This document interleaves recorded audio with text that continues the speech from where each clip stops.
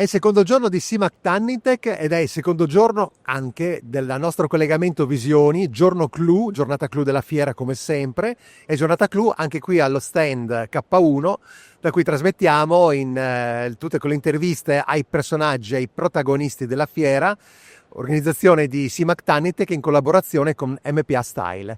E iniziamo dagli Stati Uniti, iniziamo da una leather expert che è qui con noi, che nasce dal mondo dell'automotive leather e poi è cresciuta ed è diventata un punto di riferimento per tutto il movimento internazionale dell'advertising legato alla pelle. Stiamo parlando della realtà di Is It Leather e di Kutskill. Katie, welcome. Hi, here. Thank you for having me. It's a pleasure for us to have you at the Simac Tanning Tech exhibition. And let's start from your story. Tell me, when did you start in leather automotive business? And how your career had a change and a challenge too, because you arrived in the advertising for leather. Yes. So in 2013, I started in automotive leather in Detroit, Michigan. They sent me off to leather school in Northampton, and I was lucky enough to get my master's in leather technology. From there, I grew from environmental specialist all the way to advanced manufacturing and different technologies on the floor.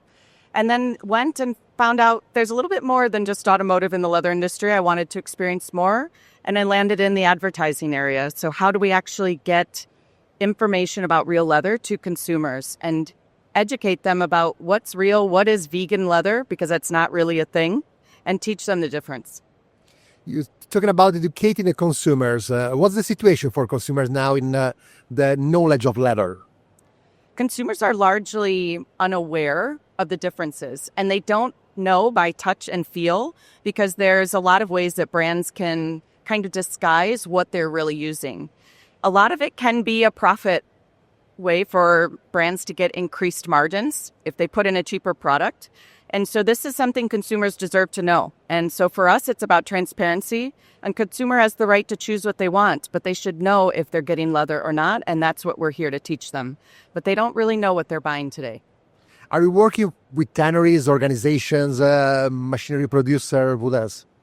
Yes, so our sponsors range from protein producers to hide suppliers, chemical suppliers, machinery, as well as those who are producing all the way to cut part piece. We support the entire industry, and we act as a voice for the industry to consumers. Your channels are social networks? Yes, so we're mainly on all social networks, and our advertising today is focused in Europe, with the main countries being Italy, Germany, Spain, and France being our target focus for today. But our advertisements are on Meta, so it's Facebook and Instagram, but we're also on TikTok, X, LinkedIn, and we have our own website as well. What's the response of the customer? What do you think about the results of your activity? It's a great question. So we reach over about 10 to 15 million consumers each month. And since the start of our campaign for 5 years, we've reached over 1.3 billion consumers around the world. We've achieved some, I would say, extraordinary results in terms of some brands actually reaching out to us and talking with influencers that we're working with to learn about the benefits of real leather. Some OEMs have even contacted us to talk about take rates and how much they're doing to actually improve the amount of leather that they have in the vehicle. So we know that our campaign is working from these activities of brands and OEMs, but it takes more and all of us to come together to really reach 6 billion people who eat meat around the world. All of those people who are eating meat should be choosing leather. And what about the US customer, as a consumer? Are you working in your country, in your homeland?